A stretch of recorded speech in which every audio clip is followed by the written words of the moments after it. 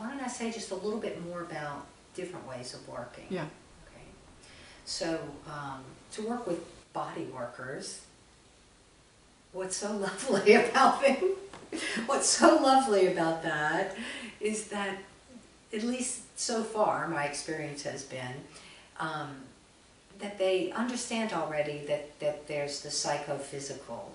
It's not a surprise or something to resist, but that that they're one thing, the psychophysical, and in both, you know, simple expressive ways that I was speaking of, or also in terms of, you know, how we function in the world and how we feel emotionally, how we relate to other people. All of this is just right there in the body. And I can work with a physical orientation or movement orientation, and the psychological emotional feeds in a very natural way. If I work with people who are not accustomed to putting, are not accustomed to experiencing feeling with the body itself, then I tend to move back and forth more between sort of being a dance movement psychotherapist and a somatic movement therapist.